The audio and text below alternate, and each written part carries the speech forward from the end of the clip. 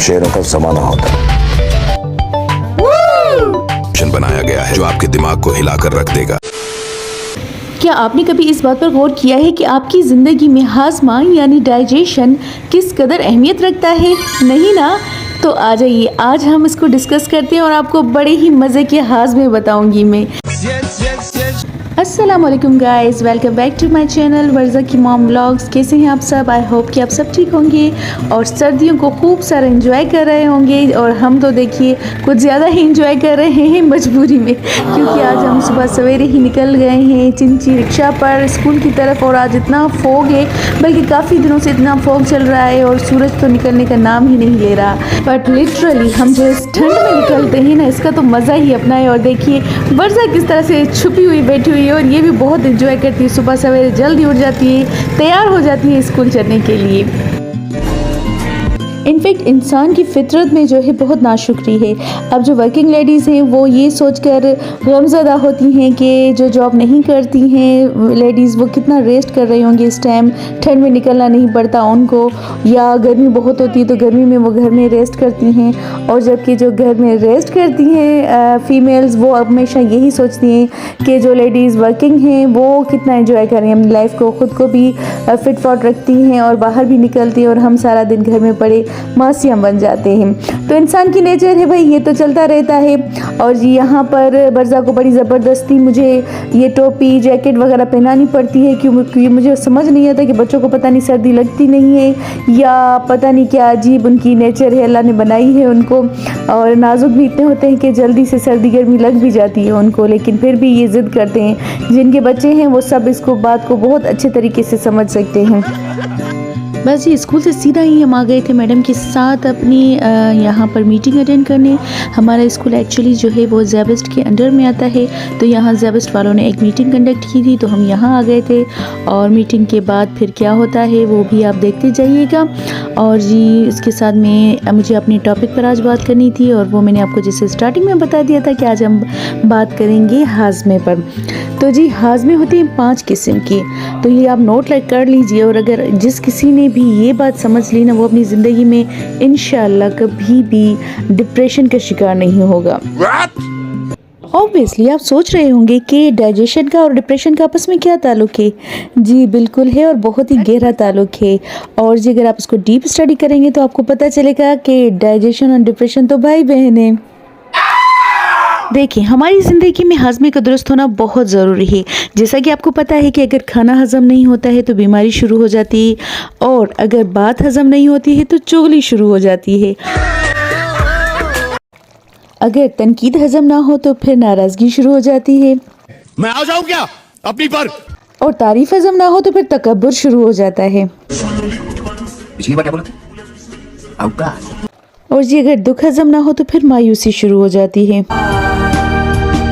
तो जी इस तरह से ये 5 हाजमे हमेशा अपने दुरुस्त रखें, इंशाल्लाह आपको डिप्रेशन नहीं होगा, क्योंकि यही सारी चीज़ें हैं जो कि मेन काज होती हैं डिप्रेशन का। और हमारी ज़िंदगी में अगर डिप्रेशन हो तो फिर आपको पता है कि इंसान ना जीने जैसा होता है ना मरने जैसा।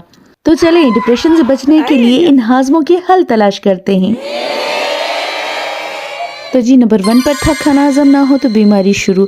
तो जनाब बीमारी से बचने के लिए और खाना हज़म करने के लिए ज़रूरी है कि आप थोड़ा सा वॉक करें, पानी ज़्यादा पिएं, हल्की फुल्की ग़िज़ा खाएं, फ्रूट्स और सब्जियों का ज़्यादा से ज़्यादा इस्तेमाल करें। और जी सर्दियों में थोड़ा सा कहवा ज़रूर पिया करें। और जी अगर बात हज़म ना हो तो जस्ट लेट गो कर दें, क्योंकि ज़रूरी नहीं होती है कि हर बात हमारी ही मर्ज़ी के हिसाब से हो या हर कोई हमारी राय के हिसाब से चले। तो छोटी छोटी बातों को नज़रअंदाज कर दिया करें।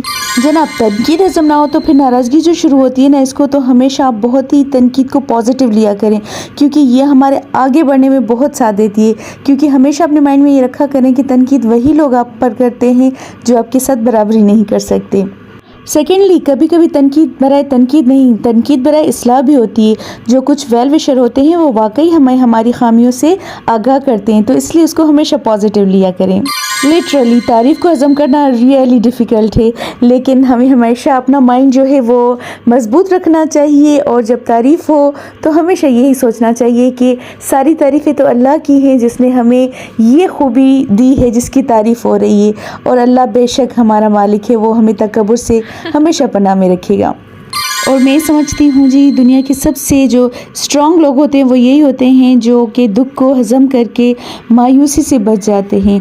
अल्लाह ताला सब किसी को जो है वो ये तौफीक दे कि वो दुख को सह जाएं, बर्दाश्त कर जाएं और मायूसी में ना जाएं, क्योंकि आप सबको पता है कि मायूसी कुफ्र है और अल्लाह ताला को बिल्कुल भी पसंद नहीं है।